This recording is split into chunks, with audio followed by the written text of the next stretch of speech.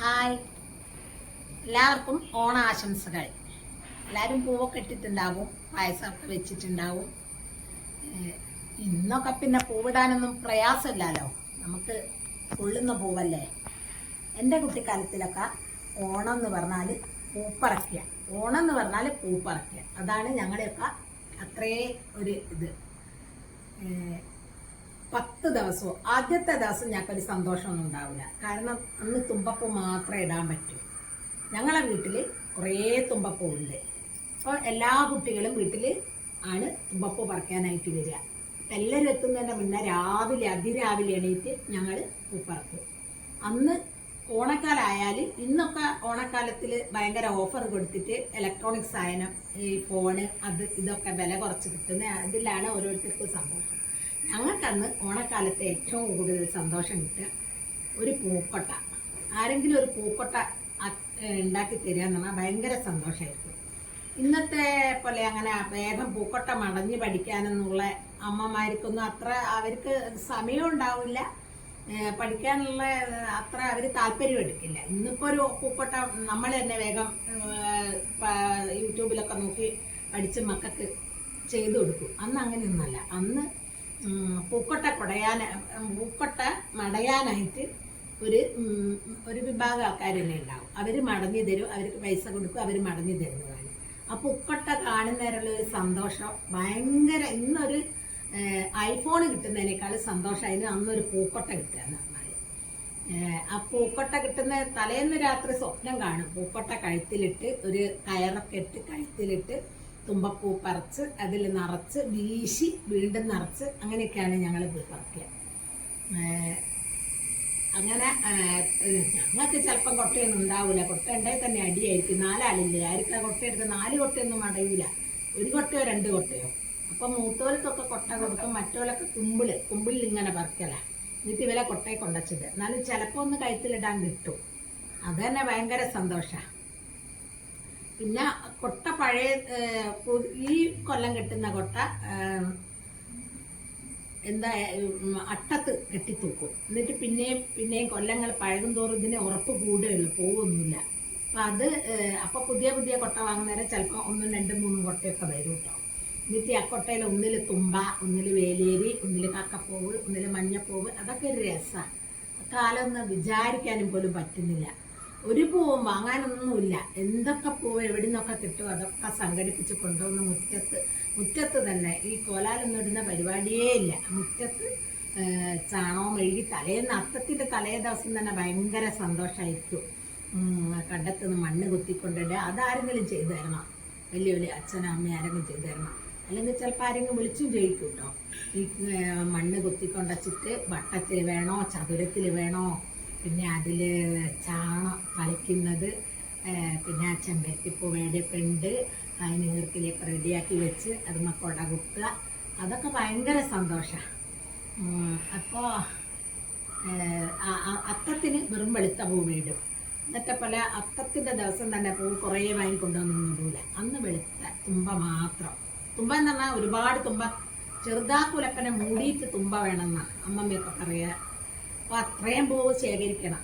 പ്രയാസമൊന്നുമില്ല, എല്ലാ വീട്ടിലും ഉണ്ടാവും. വീടുകളിൽ എന്ന് പറഞ്ഞാൽ ഇന്നത്തെ പോലെ 10 സെൻറ്റിലൊന്നും അല്ലല്ലോ, 1-1.5 ഏക്കറൊക്കെ ഉള്ള സ്ഥലമല്ലേ. അപ്പോൾ തുമ്പപ്പൂ ഇഷ്ടംപോലെ പറിക്കാനുണ്ടാവും.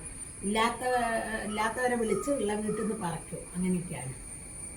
അങ്ങനെ എൻ്റെ ചെറുപ്പത്തിൽ ഞാൻ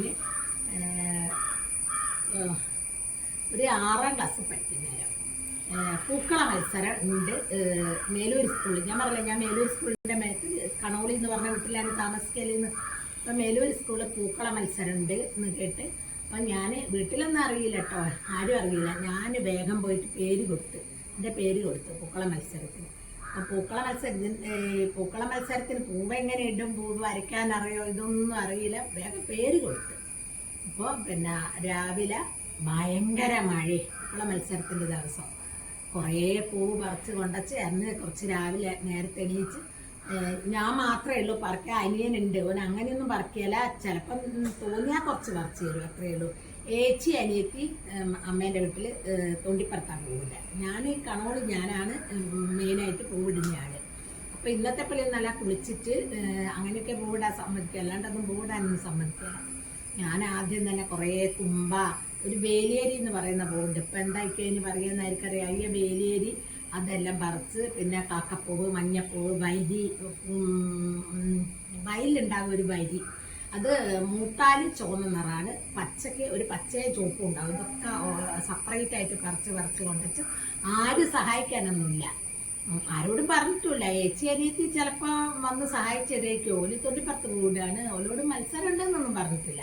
അപ്പം ഞാൻ ഇത് മഴയെ തൊലിച്ച് പോകുകയല്ലേ, അതിന് ഒരു കൊട നോക്കി പൂത്തറേൻ്റെ മേലെ വെച്ച് ഒരു പൂവ് വരച്ച്, അതിനൊരു തണ്ട് വരച്ച്, ഒരില വരച്ച്, ചട്ടി വരച്ച്, ഇതിലൊക്കെ പൂവൊക്കെ ഇട്ട് റെഡിയാക്കി ഇവര് മത്സരത്തിൽ നോക്കാൻ വരുമോ ഈ ഒരു ഭയങ്കര സന്തോഷത്തിൽ ഇങ്ങനെ ഇരിക്കുകയായിരിക്കും.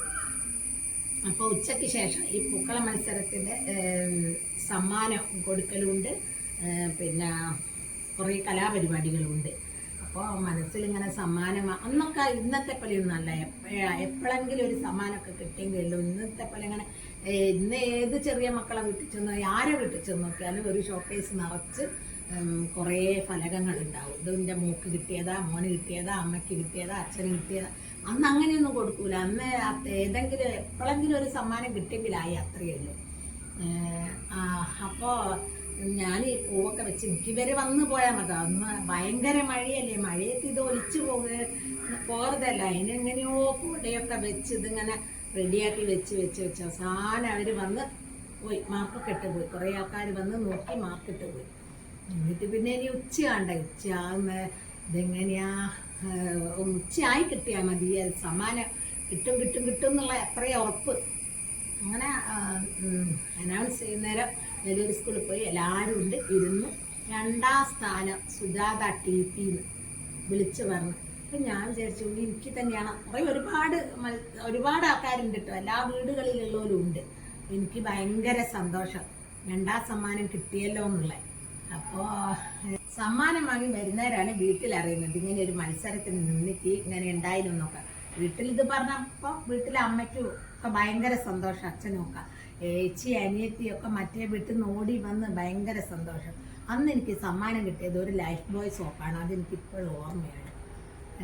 അപ്പോൾ സമ്മാനം എനിക്ക് ആദ്യമായിട്ടല്ലേ കിട്ടുന്നത്. പണ്ട് വേലൂർ സ്കൂളിൽ ഒരു ആംഗ്യപ്പാട്ട് കളിച്ചപ്പോൾ എനിക്ക് ആദ്യമായിട്ട് അന്ന് ആ സമ്മാനം കിട്ടിയത്. ഒരു കോഴി കുഞ്ഞു ഞങ്ങൾ മുട്ടയതിൽ നിന്ന് ഈ ഒരു ആംഗ്യപ്പാട്ട് കളിച്ചപ്പോൾ സമ്മാനം ആദ്യമായിട്ട് കിട്ടിയത്. അത് പിന്നെ ഭയങ്കര സന്തോഷമായിരുന്നു. അത് 2ാം ക്ലാസ്സെന്നോ 3ാം ക്ലാസ്സെന്നോ ആണ്, അതെനിക്ക് ഓർമ്മയുണ്ട്. അപ്പോൾ ഈ ലൈഫ് ബോയ്സ് ഒക്കെ കിട്ടി വീട്ടിൻ്റെ അടുത്തുള്ളവരൊക്കെ വന്ന് എല്ലാവർക്കും ഭയങ്കര സന്തോഷമായി.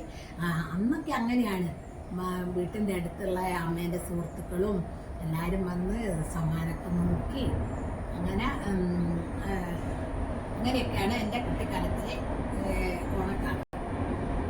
ഇപ്പോൾ പൂക്കളൊക്കെ പുറത്തുനിന്ന് വാങ്ങുക, ഇടുക, വരയ്ക്കാൻ അറിയുന്നൂല്, അങ്ങനെയൊക്കെയല്ലേ. അന്ന് അങ്ങനെയൊന്നും അല്ലായിരുന്നു. എന്തൊരു സുഖമായി അന്നത്തെ കാലഘട്ടം ഇനി തിരിച്ച് വരില്ല ഒരിക്കലും. പൂവെന്ന് പറഞ്ഞാൽ ഒരു സാധനവും വാങ്ങാനുണ്ടാവില്ല. നമ്മളെ തൊടിയിലൊക്കെ നടന്നിട്ടുള്ള പൂക്കൾ ഒക്കെ ശേഖരിച്ച് കൊണ്ടുവന്ന് ഇട്ട് സദ്യ, അങ്ങനെ അത്ര വലിയ സദ്യക്കൊന്നും പ്രാധാന്യമൊന്നും കൊടുക്കലില്ല. ചോറും നല്ല കറികളൊക്കെ ഉണ്ടാവും, അത്രയേ ഉള്ളൂ. അല്ലാണ്ട് ഇന്നത്തെ പോലെ വെറും ഭക്ഷണം ഈ ഒരു ഇതിലേക്കൊന്നും അല്ലായിരുന്നു അന്നത്തെ ഓണത്തിൽ. ഇതൊക്കെയാണ് സന്തോഷം. പിന്നെ ഉച്ചയ്ക്ക് ശേഷം എല്ലാവരും മേലൂർ സ്കൂളിൽ പോവുക, അവിടെ ഇരിക്കുക, ഈ പരിപാടികളൊക്കെ കാണുക, അത്രയൊക്കെ ഇല്ലായിരുന്നു. അപ്പോൾ ഓണം, ചെറുപ്പത്തിലെ ഓണത്തിലുള്ള കാര്യങ്ങളൊക്കെ പറയാനുണ്ടാകില്ലേ, എല്ലാവരും ഒന്ന് കമൻറ്റ് ചെയ്യണേ.